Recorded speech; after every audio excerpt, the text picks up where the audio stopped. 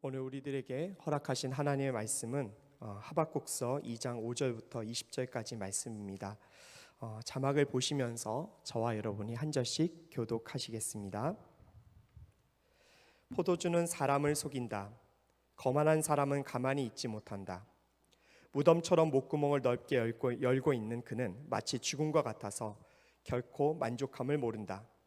그는 모든 나라들을 자기에게로 모으고 모든 백성들을 자기 것으로 만들지만 이들 모두가 그를 속담거리로 삼고 그에 대해 풍자와 비유를 말하지 않겠느냐. 화가 있을 것이다. 자기 소유가 아닌 것으로 부유하게 된 사람아, 이런 일이 얼마나 더 계속되겠는가. 갑자기 빚쟁이들이 일어나고 너를 공포로 떨게 할 사람들이 깨어 일어나지 않겠느냐. 그러면 내가 그들의 약탈물이 될 것이다. 내가 많은 나라들을 약탈했기 때문에 그 나라들 가운데 살아남은 백성 모두가 너를 약탈할 것이다. 내가 사람의 피를 흘리게 하고 땅과 도시와 그 안에 사는 모든 주민들에게 폭력을 행했기 때문이다. 화 있을 것이다. 부당하게 취한 것으로 자기 집을 축제하는 사람아, 높은 곳에 자기 둥지를 틀어 재난으로부터 모면하려고 하는구나. 내가 여러 나라들을 멸망시키려고 계획한 것이 내 집안의 수치를 불렀고 내 영혼의 죄가 됐다. 성벽의 돌이 울부짖을 것이고 나무 기둥이 맞장구 칠 것이다. 화 있을 것이다. 피로 성을 짓고 죄악으로 도시를 세우는 사람아, 보아라. 수고한 것이 불에 타버리고 힘들게 한 일이 헛수고가 될 것인데 이것이 만군의 여호와께서 하신 일이 아니냐. 마치 물이 바다를 덮는 것 같이 여호와의 영광을 아는 지식이 세상에 가득 찰 것이다. 화 있을 것이다. 자기 이웃에게 술을 통째로 마시게 술에 취해서 그들의 벌거벗은 몸을 드러내 보이도록 하는 사람아, 내가 영광 대신에 수치로 가득 차게 될 것이다. 너 또한 마시고 몸을 드러내어라. 여호와께서 오른손에 들고 계신 잔을 내게 돌리실 것이며 수치스러움이 내 영광을 가릴 것이다. 레바논에게 행한 폭력이 너를 압도하고 동물들에게 행한 폐해가 너를 공포에 떨게 할 것이다. 내가 사람의 피를 흘리게 하고 땅과 도시와 그 안에 사는 모든 주민들에게 폭력을 행했기 때문이다. 우상이 무슨 유익이 되겠느냐. 사람이 그것을 조각해 만들었을 뿐이다. 녹여 만든 신상도 거짓말을 가르치는 스승일 뿐이다. 왜냐하면 만든 사람이 말하지 못하는 우상들을 만들고 자기가 만든 것을 믿기 때문이다. 화 있을 것이다. 나무에 대고 깨어나라고 하고 말 못하는 돌에게 일어나라고 하는 사람아, 그것이 가르칠 수 있겠느냐. 보아라, 그것은 금과 은으로 덮여 있을 뿐 그 안에는 생기란 전혀 없다. 함께 읽겠습니다. 그러나 여호와는 거룩한 성전에 있다. 온 땅이 그분 앞에 잠잠하라. 아멘. 사랑하는 성도 여러분, 오늘 좀 말씀이 길 것 같아요. 그래서 지루할 수도 있고 힘들 수도 있겠지만 하나님의 진짜 귀한 말씀을 듣는다라는 각오로 오늘 한번 깨어서 하박국서 말씀을 좀 나누길 원합니다. 여러분 최근에 전도하신 적 있으세요? 전도를 이렇게 하신 분도 있을 것이고 안 하신 분도 있을 것인데, 만약에 여러분들이 하나님의 말씀을 전한 친구와 또 직장의 동료가 야, 하나님이 살아계신 거 맞니? 라고 이렇게 질문을 하면 여러분 뭐라고 답변하시겠어요? 이제 그러면서 그 친구가 이런 얘기를 하는 거예요. 야, 내가 역사는 모르지만 2차 세계대전 때 수많은 유대인들이 그 가스실에서 죽어간 걸 생각하면 나는 절대 하나님이 살아있는 것 같지 않아. 정의와 공의를 사랑하신다는 하나님? 근데 생각해봐. 한국 땅에 정의와 공의가 있어? 너 말대로 정말 하나님이 살아계시다면 이런 비극들이 일어나냐고, 여기에 대해서 한번 답변해봐 라고 여러분들 친구들에게 그런 질문과 또 그런 질의를 받았다면 여러분 뭐라고 답변하시겠어요? 여러분 성도로서 그 이야기를 어떻게 맞붙 점검을 대응하시겠습니까? 뭐라고 얘기하실 거예요? 그냥 꿀먹은 벙어리처럼 있을 거예요? 여러분 그들의 말에, 그들의 질의에 여러분들 응답할 수 있는 하나님의 말씀이 안에 있어야 돼요. 홀로코스트사를 이렇게 제가 보다 보면 2차 세계대전에 그 가스실에서 죽어갔던 그 사람들의 참상과 그들이 죽어가면서 벽을 긁으면서 그들의 손톱 자국이 그 가스실 안에 있는 것을 제가 보게 되었습니다. 여러분 과연 그런 것을 보면서도 하나님이 살아계시다라는 그 고백과 그분이 살아계시다라는 증거를 말씀을 통해 믿지 않는 이들에게 고백할 수 있는지, 여러분들에게 어떤 준비가 되어 있으십니까? 오늘 저는 이 하박국서의 말씀이 그 대답이 될 거라고 확신을 합니다. 살아계시지 않은 것 같은 하나님, 정의와 공의가 사라진 것 같은 이 세상 가운데서 여러분들이 하박국서의 말씀을 통해 그분이 얼마나 정의와 공의를 사랑하고 계시고 그분이 역사 가운데 그 정의와 공의를 어떻게 이루어 주셨는지를 여러분들이 깨달아 알 때, 여러분들이 혹시나 그런 대답을, 그런 질문을 받았을지라도 당황하지 않고 차분하게 말씀을 통해 하나님의 그 외침을 그들에게 전해 주셨으면 좋겠습니다. 자, 그러면 이제 하박국서에 대해서 말씀을 좀 나누고자 합니다. 지난 2주 동안 선지자 하박국은 하나님께 두 가지 질문을 올려드렸습니다. 첫 번째 질문이 뭐였는가? 하나님, 왜 남유다 땅에 있는 이런 악행과 폭행과 정말 포악을 그냥 지켜만 보고 계십니까?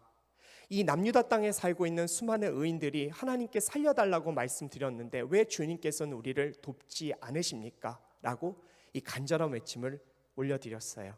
자, 그런데 이때 하나님께서는 뭐라고 답변하셨는가? 정의와 공의가 실현되지 않는 너희 남유다 땅을 내가 신흥 강대국 바벨론을 일으켜서 너희 땅을 멸망시키겠다라고 이런 충격적인 대답을 하십니다. 자, 이에 대한 답변을 듣는 우리 하박국 선지자 너무 놀라고 당황스러웠죠. 이 땅의 악행을 보면 하나님께서 이 남유다 땅을 심판하는 것은 맞는 것인데 자기가 생각하기에 자기들보다 더 악한 포악하고 잔인한 바벨론을 심판의 도구로 사용하셔서 이 남유다를 정말로 하나님께서 벌하시는 것을 이해할 수가 없었어요. 그래서 여러분 하박국은 두 번째 질문을 하나님께 올려드린 거예요. 하나님, 왜 하필 그렇게 무자비하고 포악한 바벨론을 들어서 우리나라를 심판하십니까? 라고 이렇게 하신 거죠. 자, 거기에 대해서 하나님께서는 뭐라고 이야기하셨는가? 그 심판은 반드시 이루어질 것이다. 오히려 여러분 차라리 바벨론이 너희보다 더 나아 이런 얘기를 하시면 알아들었을 텐데요, 하나님은 그렇게 말씀하지 않으시고 그 심판은 반드시 이루어질 거야. 그리고 2장 4절에서 여러분들이 정말 많이 알고 있는 말씀, 보아라, 마음이 교만한 사람은 의롭지 않다. 그러나 의인은 믿음으로 살 것이다 라는 이런 고백을, 이런 말씀을 하박국에게 전달합니다. 자, 여러분 우리 한번 입장을 좀 지금 여러분들이 살고 있는 이 시대를 좀 이렇게 떠나서 하박국이 살고 있는 시대로 우리가 한번 좀 넘어갔다고 생각합시다. 저는 여기 있는 여러분 모두가 하박국의 그 시대의 그 남유다 땅에 살면서 아마도 하나님의 말씀을 붙들고 어떻게든 거룩하게 살려고 애쓰실 분이라고 저는 믿어 의심치 않습니다. 자, 그런데 그 나라 가운데 살고 있을 때 얼마나 힘들겠어요. 이 포악과 강포가 넘치고 하나님의 말씀을 지키고 살아가려고 하는데 막 핍박이 있고 얼마나 힘겨운 삶을 살아가시겠어요, 여기 여러분 모두가. 그런데 어느 날 소문을 들은 거예요. 하박국 선지자님이 하나님께로부터 말씀을 받았대. 하나님께서 무슨 정말 귀한 말씀을 주셨대. 여러분 얼마나 그 얘기를 들으면 가슴이 뛰겠어요. 와, 하나님이 우리 버리지 않으셨구나. 이 남유다 땅에 하나님이 정말 소망의 말씀을 주셨겠구나. 그래서 그 하박국 선지자에게 달려가서 정말 그 말씀을 듣고자 했겠죠. 아마 의로운 많은 사람들은 하박국 선지자에게 하나님의 말씀이 내려왔다는 그 소식을 듣고 달려갔을 거예요. 선지자님, 하나님이 도대체 뭐라고 우리들에게 말씀하셨을까? 자, 그런데 가서 들은 얘기가 뭐냐? 이거예요. 바벨론이 우리나라를 침공할 거래. 바벨론이 남유다 땅에 있는 이 잔인하고 무서운 일을, 이 무서운 죄를 하나님께서 심판하시기 위해서 바벨론을 보내서 이 땅을 침공하는데, 여러분 이 얘기를 듣는데, 이 얘기를 들을 때 여러분들 가슴이 어떨 것 같아요? 소망의 말씀, 구원의 말씀을 들을 줄 알았더니 오히려 바벨론이라는 그 잔인한 국가가 여기 이 나라를 초토화시키겠대요. 여러분 그 안에 그 실망은 도대체 얼마나 컸을까요? 오히려 바벨론의 그 침공 가운데서 하나님께서 하박국 선지자를 통해 나의 사랑하는 백성들아, 이제 바벨론이 쳐들어올 거야. 언제 쳐들어올 건데 차라리 너희는 어디로 가서 도망가서 피신해 있어. 그러면 살지도 몰라. 차라리 여러분 이런 이야기를 들었으면 속이라도 편했을 것 같아요. 하나님이 우리를 사랑하시는구나. 그런데 그런 말씀 전혀 안 하시고 하신 얘기가 뭐예요? 의인은 믿음으로 살 거다. 당장 지금 적들이 쳐들어오는데 나의 가족과 나의 친지들이 사륙당하고 다 포로로 지금 끌려갈 수 있는 밖에 없는 그 상황이 다가오는데 하나님이 기껏 하셨던 얘기는 의인은 믿음으로 살 거란 얘기예요. 여러분 이 얘기 들으시고 거기서 와 하나님 정말로 살아계십니다. 온전하십니다. 여러분 그렇게 외칠 수 있는 사람이 어디 누가 있겠어요? 아무도 그런 얘기 못할 거예요. 여러분 그 심정이 지금 하박국의 심정이었을 거예요. 여러분 우리가 그 심정을 알아야 돼요. 그런데 이때 필요한 게 있어요. 무엇인가? 바로 인내예요. 이해되지 않는 고난이 닥쳐오고 또 이 땅에 죄 없고 연약한 생명들이 그 악에 의해서 쓰러져 갈 때 하나님 도대체 어디 계십니까? 라는 이 외침이 정말로 내 속에 막 터져 나와도 그 순간 잠잠히 귀를 기울이고 하나님을 신뢰할 때 하나님께서는 우리가 전혀 예상하지도 가늠하지 못했던 엄청난 말씀을 통해 우리 영혼을 압도하시고 그리고 우리가 갖고 있는 의문들에 대해서 주님이 그걸 이해시켜 주시고 그리고 그 상황을 받아들이게 해주실 거라는 거예요. 마치 욥처럼요. 여러분 욥이요 고난당했을 때 그 이유에 대해서 한마디도 못 들었잖아요. 한마디도 못 들었어요. 하나님께서는 그 고난에 대해서 절대 설명해 주지 않으셨어요. 그런데 어떤 것만 얘기하셨냐면 그분의 창조 역사를 정말로 어마어마한 땅과 하늘과 별과 바다의 모든 창조 역사 그것만 정확하게 설명해 주셨어요. 그랬더니 욥이 거기서 했던 이야기가 무엇인가? 욥기 42장의 일부 말씀을 우리 한번 여러분 같이 한번 읽어봤으면 좋겠어요. 한번 함께 읽겠습니다. 시작. 나는 주께서 모든 일을 하실 수 있고 계획하신 일은 무엇이든 이루신다는 것을 알았습니다. 잘 알지도 못하고 주님의 뜻을 가린 자가 누구입니까? 내가 알지도 못하는 일들을 말하고 너무 기이해서 알 수 없는 일들을 내가 뱉었습니다. 내가 주께 대해 지금까지 내 귀로만 들었는데 이제 내 눈으로 주를 보게 됐습니다. 아멘. 여러분 욥의 이 대답을 통해 우리가 알게 되는 건 무엇이었는가? 욥은요 다 이해를 했어요. 욥은 고난의 이유 듣지 않아도 하나님 충분합니다. 그리고 주님은 오르십니다라는 고백을 하게 되었어요. 하나님의 창조 역사만을 들었을 뿐이에요. 고난의 이유에 대해서는 전혀 듣지 않았어요. 그런데 이 역사가 일어났어요. 저는 오늘 여러분들에게 이 역사가 있기를 원합니다. 물론 이 가운데는 이 땅의 고통과 아픔을 주님의 순리 가운데 다 이해하고 그리고 거기에 대해서 수긍하고 그리고 하나님의 나라가 언젠가 도래할 거야 라는 그 믿음을 갖고 살아가시는 성도님도 있겠지만 아무리 생각해도 이 땅에 정의와 공의가 실현되지 않는 것 같고 하나님은 살아계시지 않는 것 같다라는 이 질문을 갖고 살아가는 분들도 있을 거예요. 저도 그래요. 저도 가끔씩은 막 우라통이 터지고 주님 도대체 어디 계십니까? 고백도 돼요. 하지만 오늘 우리가 하박국 말씀을 통해서 우리도 이런 욥과 같은 역사를 분명히 경험하게 될 것입니다. 자, 하나님께 하박국이 물어봤죠. 왜 바벨론을 통해서 이 나라를 심판하십니까? 자, 그런데 이것에 대해서 하나님께서 오늘 뭐라고 얘기하셨냐면요. 왜 그 나라를 통해 너희 나라를 심판하느냐 이런 얘기 안 하시고요. 하박국에게 세계 역사의 큰 계획을 말씀해 주세요. 무슨 계획인가? 바로 천년 만년 갈 것 같은 그 대제국 바벨론의 죄악들을 들춰내시고 그리고 그 죄악으로 말미암아 바벨론이 이제 무너질 거야라고 얘기하신 겁니다. 한마디로 일제 식민지 초기에 조선시대 사람들에게 지금 일본이 저렇게 강성하고 막강해 보이지 아니야. 언젠가 시간이 지나면 저 일제 그들의 죄악 때문에 패망하게 될 거야라고 조선시대 사람들에게 일제 식민지 초기 때 말씀한 것과 마찬가지예요. 여러분 이 말씀을 들었을 때 하박국은 어땠을까? 물론 처음에 아마 이 이야기를 들었으면 그걸 믿으라는 말씀이십니까? 라고 어쩌면 이런 반문을 할 수도 있을 거예요. 조선시대 사람들에게 만약에 일제 식민지 초기 때 저 일본이 한순간에 패망할 거라고 얘기했다면 믿겠어요? 못 믿겠죠.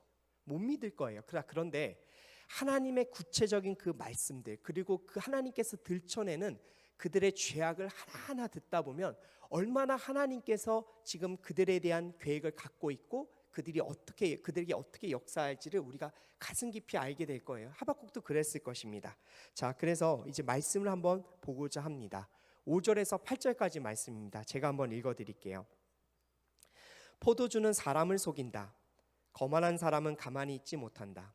무덤처럼 목구멍을 넓게 열고 있는 그는 마치 죽음과 같아서 결코 만족함을 모른다. 그는 모든 나라들을 자기에게로 모으고 모든 백성들을 자기 것으로 만들지만, 지금 바벨론을 향한 말씀이에요. 이들 모두가 그를 속담거리로 삼고 그에 대해 풍자와 비유를 말하지 않겠느냐. 화했을 것이다. 자기 소유가 아닌 것으로 부유하게 된 사람들아, 이런 일이 얼마나 더 계속되겠는가. 갑자기 빚쟁이들이 일어나고 너를 공포로 떨게 할 사람들이 깨어 일어나지 않겠느냐. 그러면 내가 그들을 약탈물이 될 것이다. 내가 많은 나라들을 약탈했기 때문에 그 나라들 가운데 살아남은 백성 모두가 너를 약탈할 것이다. 내가 사람의 피를 흘리게 하고 땅과 도시와 그 안에 사는 모든 주민들에게 폭력을 행했기 때문이다. 자, 이 말씀은 바벨론에게 하나님께서 지금 하고 계신 말씀이에요. 탐욕을 부리는 바벨론에게요. 자, 5절부터 대제국 바벨론의 죄악을 하나님께서 하나하나 들춰내십니다. 물론 이거는 이제 앞으로 미래에 일어날 일들이에요. 미래에 일어날 예언들이죠. 자, 그런데 이 5가지 화를 통해서 하나님께서는 이제 그들의 죄악을 조목조목 드러내시고 멸망의 길로 가게 될 것이라고 하박국이 얘기한 것이죠. 자, 이것을 통해서 하박국이 어떤 사실을 깨닫게 됐을까? 이렇겠죠. 제국의 성벽 뒤에 있는 그 거대한 바벨론 제국의 성벽 뒤에 있는 그 누구도 거론하지 못하고 잘못됐다고 말하지 못하는 그들의 패역함에 대해서 하나님께서 얼마나 불꽃 같은 눈으로 다 지켜보고 계셨는지를 이제 하박국은 깨달아 알게 될 것입니다. 자, 그럼 5절 첫 번째요. 5절 첫 번째로 화선포에 대해서 한번 이제 나눠보고자 합니다. 이제 탐욕에 대한 심판입니다. 자, 5절 말씀에서 여러분들 성경도 한번 보시면서 같이 보세요. 5절 말씀에서 포도주는 사람을 속인다라고 나와 있어요. 이 포도주가 뭘까? 근데 이 포도주는요, 많은 재물을 상징해요. 근데 여러분, 근데 포도주가 사람을 취하게 만들잖아요.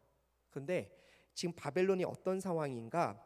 많은 재물을 마셔버림으로 말미암아 그 재물이 포도주 같은 역할을 해서 바벨론이 취해 있다라고 지금 하나님께서 말씀하신 것입니다. 여러분, 재물의 특징이 뭐죠? 아무리 가져도 만족함이 없어요.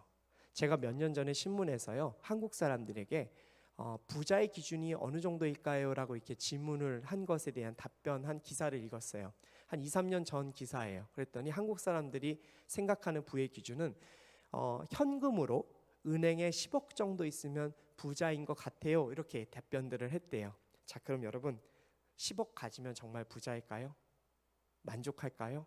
아니요. 절대 만족할 수 없어요. 사람의 중심에요. 사람의 중심에 하나님이 안 계시고 재물이 있죠. 여러분, 10억 가져도 소용없어요. 10억 가지면 100억 가고 싶고 100억 가지면 1000억 갖고 싶은 게 정말로 이렇게 사람의 본성이에요. 그러니까 재물에 대한 목마름이 계속 생기는 거예요. 근데 하나님이 지금 바벨론에게 그 얘기하고 있는 거예요. 너희가 수많은 나라들의 재물을 약탈했지. 근데 그 약탈물들이 너를 취하게 만들어서 지속적으로 그 약탈을 계속하게 만들고 포도주 마신 사람처럼 취해버렸어 라고 이렇게 말씀하시는 거죠. 그래서 여러분, 5절에서요, 그는 마치 죽음과 같아서 결코 만족함을 모른다라고 이렇게 이야기하신 것입니다. 여러분, 지금 하나님이 바벨론을 얼마나 그들의 마음과 그들의 영혼을 꿰뚫고 계신지 느껴지십니까? 그만큼 하나님께서 주의 깊게 보고 계시다라는 거예요. 그런데 여러분, 제국이요, 갖고 있는 게 뭐예요? 군사력이죠. 강력한 힘이죠. 그러니까 여러분, 이 군사력과 강력한 힘을 통해서 제국들은 무엇을 하는가? 침략하는 거예요. 약탈하는 거예요. 강제로 수많은 사람들을 포로로 데려와서 그들이 원하는 데 이용을 하는 것이죠. 자꾸 이제 좀 일본 얘기해서 참 저거 한데요. 일본이요, 그 우리나라 일제 식민지로 만들고 나서요, 1910년 당시에 조선에서 쌀을 얼마 정도 수탈해 갔냐면요, 조선의 쌀 생산량의 5% 정도 가져갔대요. 네, 이 정도면 봐줄만 할 수도 있었겠죠. 그런데요, 1944년에 일본이 우리나라 쌀 생산량의 몇 프로를 가져갔는가? 63.8%를 갖고 왔어요. 63.8%.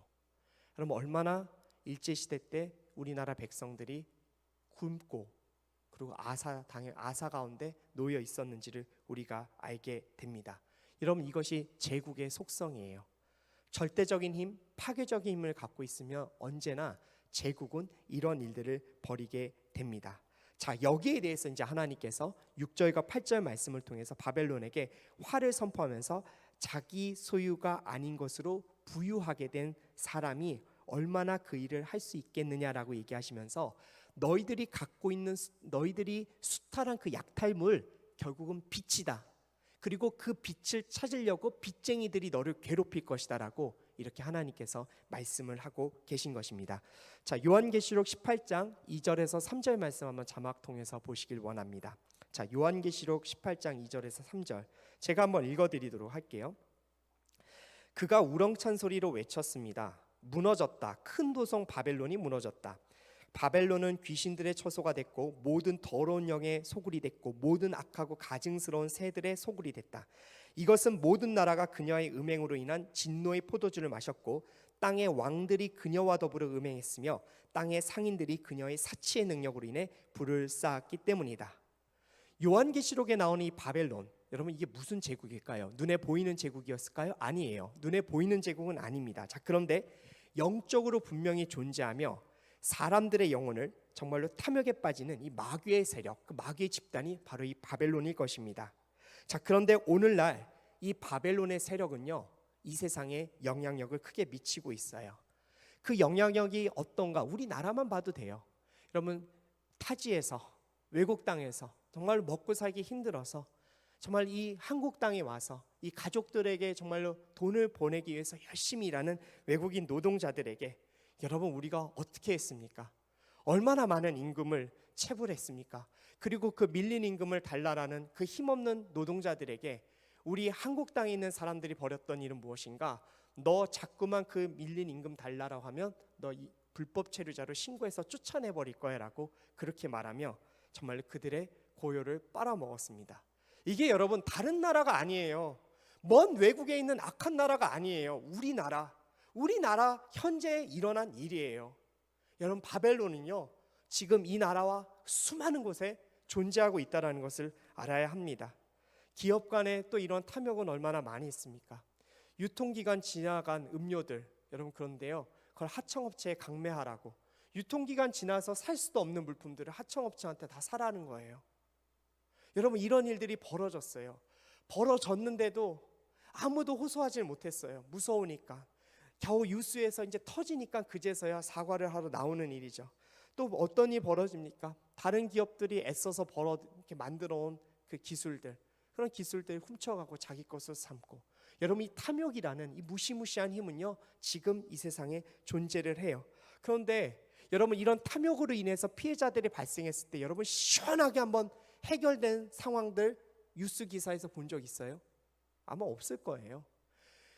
정말로 힘들다라고 누가 언론에다 피눈물로 호소하고 청와대 게시판에 올리고 심지어 너무 억울해서 목숨을 끊는 일이 생겨야 탐욕을 부린 자들이 나와서 잘못했다, 제대로 뭐 해결해보겠다, 이런 말이 나오는 게 요즘 우리 세상이에요. 여러분, 이것이 바로 바벨론의 정말 이 바벨론이 진짜 있다라는 현실인 것이죠. 그런데 이 불의들에 대해서 하나님께서는 지금 살펴보고 알고 계시다라는 것을 지금 하박국서를 통해서 정말 우리들에게 알려주고 계십니다. 여러분, 탐욕을 부리는 이 세상이 참 힘겹고 어렵겠지만, 그리고 그 현세에서 그들이 제대로 탐욕을 부린 자들이 심판받지 못한다는 것에 대해서 억울한 마음들이 다 있으시겠지만, 여러분 그런 마음 갖지 마세요. 여러분, 왜 갖지 말라고 제가 얘기한 줄 아세요? 여러분, 오히려 현세에서 심판당하지 않는 게 더 불쌍해요. 여러분, 탐욕 부린 자들이 이 땅에서 벌을 받고 회개할 기회를 얻으면 참 좋겠죠. 그런데 여러분, 그 회개할 기회를 얻지 못하고 하나님 앞에 서는 날 아마 후회할 거예요. 와, 내가 왜 그때 현세에서 살 때 왜 그 죄악을 고백하지 못하고 왜 회개하지 않았을까? 그 말을 하면서 불지옥에 떨어질 거란 얘기죠. 전 그래서 오히려 이 땅에서 불의를 저지르고도 심판당하지 않고 법망을 피해서 살아가는 이들을 보면 너무 불쌍해요. 아, 얼마나 저 지옥에 가서 고통당할 것인가. 여러분, 그래서 우리 성도들은 그 하나님의 공의와 정의를 믿고 이 시대를 살아가야 하는 것입니다. 자, 두 번째 화에 대해서 한번 살펴보고자 합니다. 이제 하나님께서요, 바벨론을 향해서 9절에서 10절, 11절까지를 통해서 두 번째 화를 이렇게 선포하십니다. 화 있을 것이다. 부당하게 취한 것으로 자기 집을 축제하는 사람아, 높은 곳에 자기 둥지를 들어 재난으로부터 모면하려고 하려는구나. 내가 여러 나라들을 멸망시키려고 계획한 것이 내 집안에 수치를 불렀고 내 영혼의 죄가 됐다. 성벽의 돌이 울부짖을 것이고 나무 기둥이 맞장구 칠 것이다. 여러분, 이 말씀이 뭐냐면요, 그렇게 탐욕을 부려서 부정 축제를 한 바벨론이요, 그 축제한 여러 가지 제물들을 통해 자신들을 지킬 방어할 성들과 정말로 여러 가지 장치들을 마련하는 것에 대해서 하나님께서 이야기하시는 거예요. 너희들이 그 안에 들어가면 살 것 같지? 그게 아니라라고 오늘 말씀에서 하시는 거죠. 영화를 가끔 보면요, 정말로 이 부정을 저지르고 악한 일을 통해서 많은 재산을 모은 악당들의 아지트들이 이렇게 영화에서 쫙 펼쳐질 때가 있어요. 여러분, 그런 악당들의 그 아지트는 어떤 곳인가요? 다 쓰러져가는 무슨 초가집인가요? 다 쓰러져가는 소굴인가요? 아니요. 정말로 멋진 대저택에 수많은 무장 경호원들이 두 겹, 세 겹으로 쫙 이렇게 둘러진 채 있어요. 그러니까 여러분, 왜 그런 모습들이 보이죠? 뭐 때문에 그렇게 정말로 보안 시설을 철저하고 무장 경호원들을 세울까? 이유는 간단해요. 탐욕 때문에 벌어들인 재산 때문에 불안한 거예요. 언제 그 탐욕을 부린 죄가를 치를지 모르니까, 언제 자신의 대적들이 쳐들어올지 모르니까 그렇게 철통 방어를 하는 것이죠. 자, 이와 같은 민족들이 있었어요. 성경에 나옵니다. 에돔 민족인데요. 에돔에 대한 이 멸망을 이제 예언한 예언서가 오바댜서입니다. 오바댜서 1장 3절과 4절 말씀에 대해서요, 이 난공불락의 천연 요새에 살았던 에돔 민족들에게 하나님께서 이렇게 얘기하세요. 높은 평원의 바위굴 은신처에 살며 누가 나를 땅바닥으로 끌어낼 것인가 라고 스스로 말하는 사람들아, 내 교만한 마음이 너를 속였다. 내가 독수리처럼 높이 날고 내가 별들 사이에 둥지를 틀더라도 내가 거기에서 너를 끌어낼 것이다. 이 여호와의 말씀입니다. 천연 요새와 같은 곳에서 에돔 족속이 있었어요. 그래서 그들은 불안하지 않았어요. 굉장히 교만했어요. 어떠한 대적들이 자기들에게 쳐들어와도 절대로 우리는 멸망당하지 않을 거야. 근데 여러분, 이 교만함이 컸을 때 무슨 일이 벌어졌냐면 바로 바벨론이 남유다를 공격합니다. 여러분, 바벨론의 그 남유다 침공을 했을 때 얼마나 많은 남유다 백성들이 피난을 갔겠습니까? 자, 그런데 에돔 족속이 무슨 일을 벌였냐면요, 그 피난당하는 그 형제 민족이잖아요. 형제 민족인 유다 민족을요, 사륙해요. 피하는 사람들을 어떻게든 구출해주고 살려주고 그들의 정말로 피눈물을 닦아줄 생각을 안 하고요, 바벨론에 의해서 정말로 침공당하고 사륙을 피했던 그 남유다 백성들을요, 에돔 족속이 자신의 그 형제 민족들이 오히려 나와서 그들을 잡아 죽입니다. 하나님께서는 여러분, 이 죄악을 잊지 않으시는 거예요. 그래서 하나님께서 그 죄악을 잊지 않고 에돔 민족을 철저하게 멸망시켜 버리십니다. 이것이 여러분 오바댜서의 말씀인 거예요. 그러니까 하나님이 다 지켜보고 계신 거였어요. 여러분, 전 세계적으로요, 이 바벨론 같은 세력들에 의해서 많은 사람들이 부정을 저지르고도 이렇게 로비 또 향응을 제공하고, 그래서 정치권에 있는 사람들 또 재력가들을 동원해서 이렇게 철옹성을 쌓는 것을 우리가 보게 됩니다. 그리고 부정을 저지르고도 그 철옹성 뒤에 들어가서 여러 가지 비호를 받으면서 정말 그들의 삶이 안락한 것을 보게 되죠.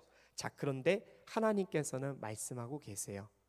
결단코 그래봐야 소용없다. 여러분, 그 증거가 뭐예요? 여러분, 지금 에돔 땅이, 에돔 민족이 살아있나요? 지금 바벨론 제국이 존재하나요? 없어요. 없어요. 눈치껏 찾아봐도 지금 없어요. 여러분, 그건 무엇인가? 하나님이 실제 심판을 행하셨기 때문에 그렇습니다. 여러분, 11절 말씀에는 굉장히, 본문의 11절 말씀은 굉장히 재밌는 말씀이 나와요. 뭐냐면요, 성벽의 돌이 울부짖을 것이고 나무 기둥이 맞장구 칠 것이다. 여러분, 이 말씀이 뭘까요? 무생물들인 바로 그 성벽과 그 나무들이요, 그들의 죄악을 하늘에 고발하고 있다라는 거예요. 부정 축제를 해서 쌓아 올린 그 성에 있는 성벽들과 나무들이요, 하나님께 하나님 이 바벨론의 죄악을 보십시오라고 부르짖고 있는 것이에요. 여러분, 그러니 얼마나 그 영혼이 평안하지 못하겠어요. 불안한 거죠. 큰 성벽에, 철옹성에 들어가 있어도 인간의 영혼은 불안합니다.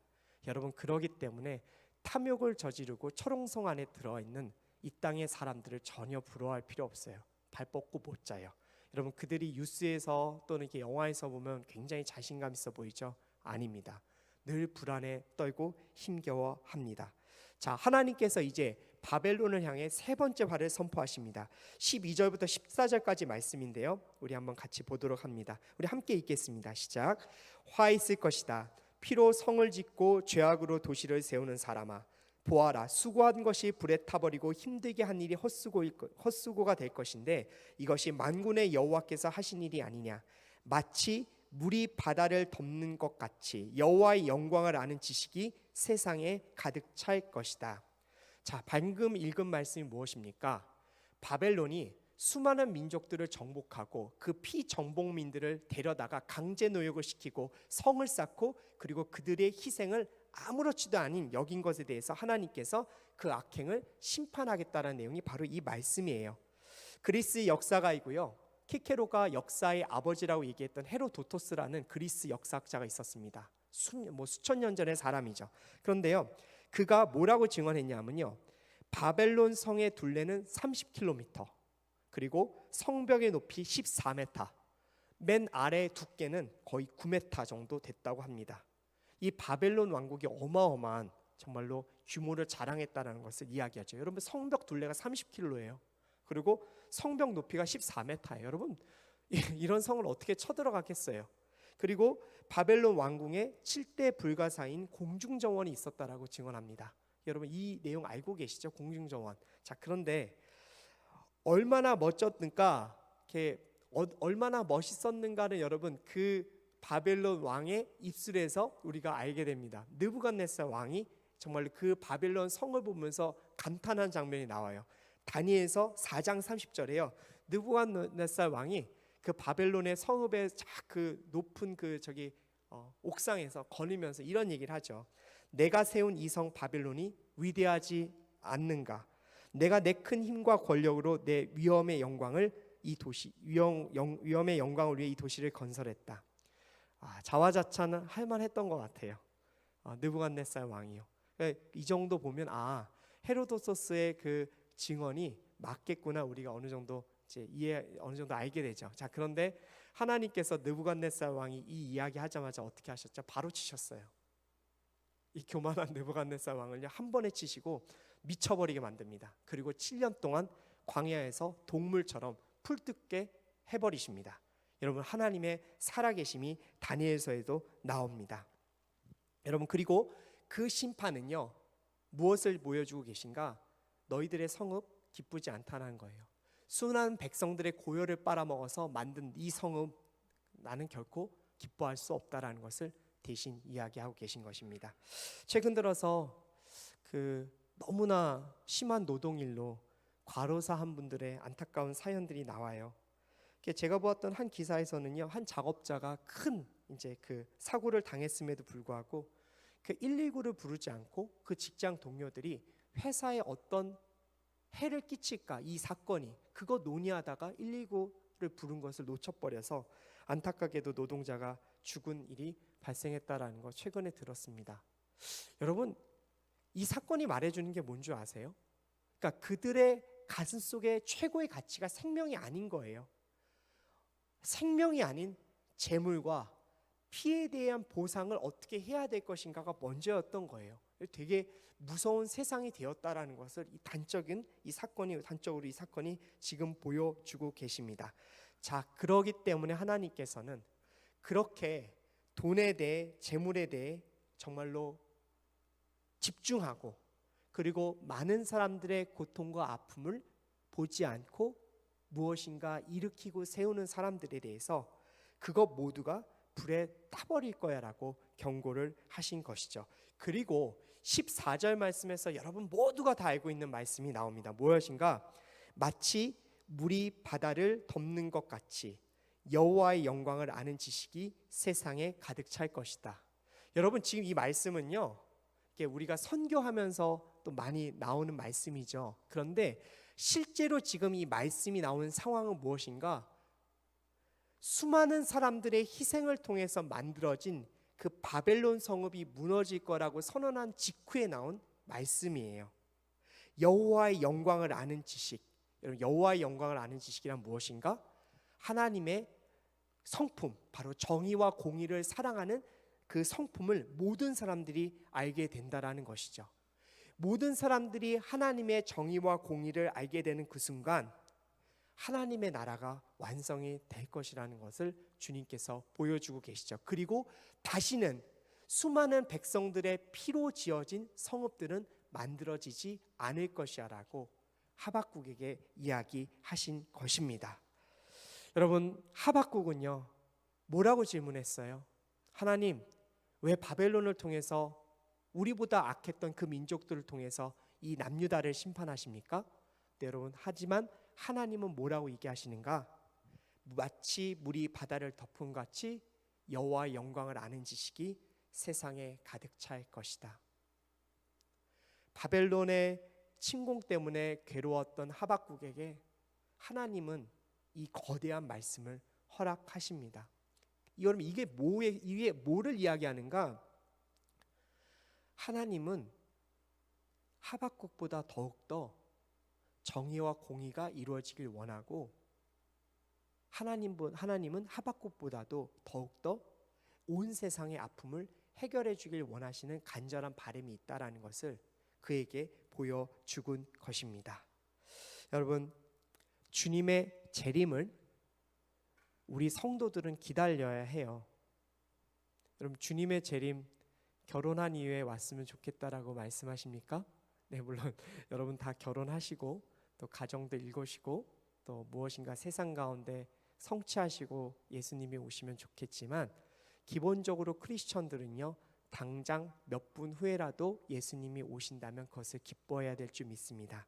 그런데 주님의 재림이 올 때까지 이 하나님의 나라는 완성되진 않을 거예요. 완성되어가는 하나님의 나라긴 하지만, 그런데 이 완성되어지지 않는 하나님의 나라를 우리가 끝까지 기다리고 정말로 기대해야 될 이유는 바로 예수님의 역사 때문에 그래요. 예수님께서 이 땅에 오셔서 공생의 3년 동안 죽을 고생을 하시고 십자가에 못 박혀 돌아가셨어요. 그리고 그때부터 재림을 위한 카운트다운이 시작이 되고, 그리고 그 나라는 지금 도래하고 있고 그 나라는 여기서 완성되어 가고 있어요. 그렇기 때문에 하나님의 나라가 완성되어감을 믿고 우리가 지금 이 시대 가운데 아픔과 어려움을 겪더라도 우리는 인내하고 기다릴 수 있어야 돼요. 이것이 여러분 예수 그리스도를 향한 우리의 믿음인 줄 믿습니다. 그래서 여러분, 세상 싫다고 등지지 않았으면 좋겠어요. 여러분, 세상 꼴보기 싫다고 세상에 관심 두지 않고 여러분들의 일만 추구하지 않았으면 좋겠어요. 저는 크리스천으로서 여러분들이 세상을 살펴보고 내가 무엇을 위해서 이 땅 가운데서 하나님 나라를 위해 행할 수 있을까를 살펴보았으면 좋겠어요. 이것이 여러분 진짜 크리스천이에요. 자, 네 번째 화를 한번 살펴보겠습니다. 화 있을 것이다. 자기 이웃에게 술을 통째로 마시게 술을 취해서 그들의 벌거벗은 몸을 드러내 보이도록 하는 사람아, 내가 영광 대신에 수치로 가득 차게 될 것이다. 너 또한 마시고 몸을 드러내어라. 여호와께서 오른손에 들고 계신 잔을 내게 돌리실 것이며 수치스러움이 내 영광을 가릴 것이다. 레바논에게 행한 폭력이 너를 압도하고 동물들에게 행한 폐해가 너를 공포에 떨게 할 것이다. 내가 사람의 피를 흘리게 하고 땅과 도시와 그 안에 사는 모든 주민들에게 폭력을 행했기 때문이다. 술에 취하면 정신을 잃습니다. 인사불성이 되죠. 여러분, 그 대표적인 예가 창세기의 노아였습니다. 포도주에 취해서 그가 벌거벗어 있는 모습을 그 아들들에게 보여주고 부끄러움을 당하게 됩니다. 그런데 15절 말씀 보니까 바벨론이 주변 나라들에게 이 술을 먹이게 하고 마시게 해서 취하게 한 다음에 수치당하게 한다는 장면이 나옵니다. 그리고 그들에게 타락과 음행을 음행의 어떤 문화들을 조장했던 것을 우리가 보게 되죠. 그리고 17절 말씀에 보면요, 레바논에게 행한 폭력이 나옵니다. 도대체 이 폭력이 무엇이었을까? 제가 좀 자료를 찾아보니까요, 바벨론이 새로운 성읍들을 짓기 위해서 레바논 땅에 있는 모든 백향목들을 전부 잘라내버렸다고 합니다. 자, 그랬더니 백향목이 잘라지니까 숲이 없어지고, 숲이 없어지니까 짐승들이 떠돌다가 다 죽임을 당하게 된 것이죠. 바로 그것을 이야기합니다. 그리고 그 벌목 과정에서 레바논 사람들이 동원돼서 바벨론까지 그 나무를 정말 끌고 가고 수많은 그 고된 노동 끝에 죽어갔던 것을 이야기합니다. 그래서 하나님께서는요, 바벨론에게 똑같이 수치를 당하게 해줄 거라고 이야기하는데, 이 수치에 대해서 이사야서에 이렇게 나와요. 이사야서 13장에 보면요, 바벨론이 어떤 수치를 당해야 될 것인가 아주 명확하게 나와요. 뭐라고 나와 있냐면요, 메대 사람들을 선동해 바벨론을 칠 것이다. 바벨론이 메대 사람들에서 멸망당했거든요. 앞으로 이제 멸망당할 이야기죠. 그들은 금도 은도 관심이 없고 바벨론 사람들이 발각되는 대로 찔러 죽일 것이고, 어린아이들을 잔인하게 살해할 것이고, 그리고 부녀자들을 유린할 것이라는 것을 이사야서 13장이 증언을 해주고 있습니다. 근데 여러분, 우리가요, 이 말씀들을 통해서 알게 되는 게 있어요. 뭐냐면, 성경은요, 이 말씀은요, 사람의 생명을 빼앗으면 너희도 그 생명이 빼앗게 될 것이다. 너희가 포악하고 잔인한 일을 저지르면 너희도 그 포악하고 잔인한 일을 받게 될 것이다 라는 것을 이야기해 줍니다. 자, 이것이 동해보복법입니다. 해를 끼친 만큼 해를 당하게 될 것이라는 것을 예언하고 있는 것이죠. 구약 성경에도 바벨론의 함무라비 법전에도 이 내용이 나와 있습니다. 여러분, 이런 성경의 동해보복법과 관련된 이런 일련의 말씀을 들으면서 혹시 이 가운데, 와, 우리 하나님 인정머리 되게 없다, 우리 하나님 사랑 되게 없네, 여러분 그러실 수 있으세요? 그럼 여러분, 그런 동해보복법을 실행하지 않는 오늘 현실 한번 보세요. 인권이 정말로 존중되는 이 세상의 법률을 한번 보세요. 지금 우리나라 중범죄 일어난 것에 대한 재판 결과에 대해서 사람들이 인터넷상에서 하는 말을 가만히 읽어보세요. 다 뭐라고 그래요? 제발 제대로 좀 심판을 해줘 라고 얘기하고 있습니다. 그 아시죠? 한국 사람은요, 한국에서는 여러분, 사람을 죽여도 사형 언도되지 않아요. 제가 지금 몇 년 동안 일어났던 그런 중범죄 사건들에 대해서 사형이 언도된 거 거의 못 봤어요. 대한민국 사회에서 사람을 죽여도 죽지 않는 나라가 되었어요. 이런 일도 있었어요. 이렇게 아파트에 불 질러서, 홧김에 불 질러서요, 화재 일어났는데 그 화재를 피해서 도망가는 사람들 등에 가서 칼로 찔러 죽였는데 심신미약으로 사형을 피했어요. 제가 여러분, 사형 제도를 찬성하자는 게 아니에요. 사형을 직접 집행한 수많은 사람들의 고통을 저는 알고 있어요.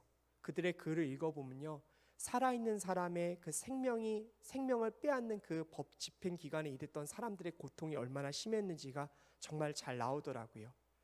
그리고 사형을 지켜보았던 수많은 종교인들이 사형 제도는 없애야 된다라고 주장하고 있어요. 저는 그분들의 마음에 충분히 공감을 하는 거예요. 근데 제가 말하고 싶은 건 뭐냐면요, 그 심판 제도가 억울함을 풀어주지 못한다라는 거예요. 지금 우리나라는. 내가 어떤 사람이 사람을 죽였는데 그 죽은 사람의 억울함을 제대로 풀어주지 못하는 거예요. 지금 우리나라가 그런 시대가 되어버렸어요.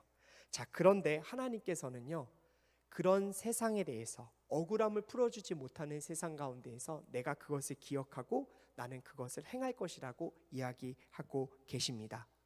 여러분, 예수 그리스도께서 이 땅에 오신 것은요, 하나님의 이러한 보복적인 어떤 법칙을 무마시키려고 오신 게 아니에요. 그런 무서운 심판이 있겠지만 예수 그리스도로 말미암아 우리는 주님께 회개하고 그 심판을 피해갈 수 있는 하나님의 은혜를 우리들에게 말씀해 주신 것이지, 하나님께서 이러한 심판을 행하실 것을 예수님으로 인해서 다 모든 심판이 끊어졌다, 멈췄다라고 얘기하시는 게 아니라고요. 그런데 하나님께서 오늘 얘기하고 계세요. 너희들이 행한 것에 대해서 나는 기억하고 그것에 대해서 응당해 정말로 정말 보응을 받게 될 것이라는 거죠. 이제 마지막 5번째 이야기를 좀 해보고자 합니다. 하나님께서 이렇게 얘기합니다. 우상이 무슨 유익이 되겠느냐? 사람이 그것을 조각해 만들었을 뿐이다.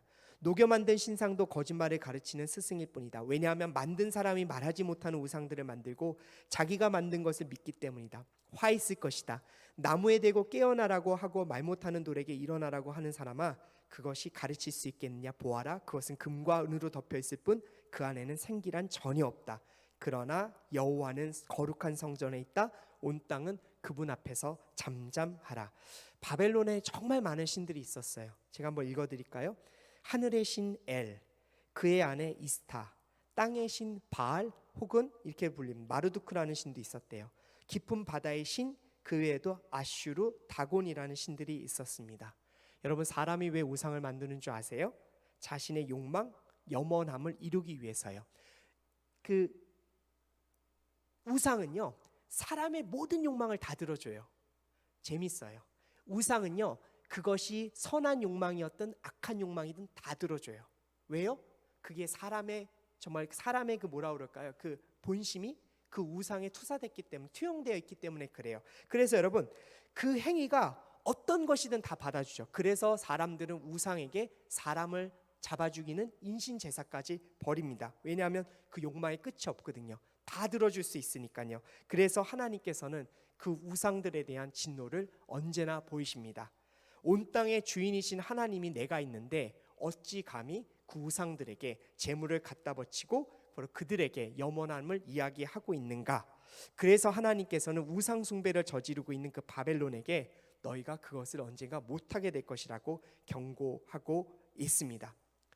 그러니까 여러분, 오늘 말씀을 통해서 지금 하나님께서는 하박국에게 5가지 화를 이야기해 주세요. 바벨론 절대 무너질 것 같지 않은 그 제국에 대해서 철저하게 그 죄악을 다 들어 일으키시고, 그리고 내가 그것에 대해서 심판하겠다라고 이야기하고 계신 것이죠. 정의와 공의를 행하겠다는 하나님의 염원함이 지금 이 말씀에 적혀져 있습니다. 여러분, 이 어마어마한 말씀이 지금 우리에게 있어요. 하나님이 살아계시지 않는 것 같아. 정의와 공의는 없어. 주님은 진리가 아니야라는 혹시 이런 이야기를 하는 분들이 옆에 있으십니까? 여러분, 이 하박국의 말씀을 읽어봐 주십시오. 우리가 감당할 수 없는 그 하나님의 놀라운 정의와 공의의 성품이 이곳에 담겨져 있습니다. 자, 그래서 하박국은요, 아마 이 말씀을 다 듣고 나서 내가 질문한, 하나님 왜 우리보다 악해 보이는 바벨론을 통해서 우리를 심판하십니까? 라고 질문했는데, 하나님은 거대한 제국 바벨론이 그렇게 무너져 갈 거라고 답변을 하심으로써 그 답변을 들은 하박국 입장에서는 모든 것은 다 옳고 하나님께서 하시는 것은 다 바르십니다라는 고백을 할 수밖에 없는 것이죠. 정의롭지 못하고 공의롭지 못한 세상 가운데서 굉장히 괴롭기는 하지만 하나님께서 언젠가 이 일을 행하실 것이기 때문에 우리는 이 땅 가운데서 주님의 나라를 바라보고 살아가야 함을 보여주고 계십니다. 여러분, 정의와 공의에 대한 이 열망함을 이 세상에서 이렇게 기록으로 보신 적이 있으세요? 없으실 거예요. 정의와 공의에 대해서 얼마나 하나님께서 지금 실현되길 원하시는지 그 바람을 우리는 말씀을 통해서 읽으면서 그분의 꿈이 이루어지기를 기다려야 하고, 또 이 세상에서 어려운 일이 있겠지만 그래도 주님 나라를 바라볼 수 있어야 합니다. 저는 지금 하박국과 같은 마음으로 여러분들이 이 시대를 살아갔으면 좋겠어요. 억울하고 정말로 힘들다고 불평만 할 것이 아니라 하나님이 이런 말씀을 우리에게 주셨으니 우리에게 소망은 있을 거야라고 하면서 한 걸음 한 걸음 인생을 살아가셨으면 좋겠습니다. 메시지를 갖고 기도하도록 하겠습니다.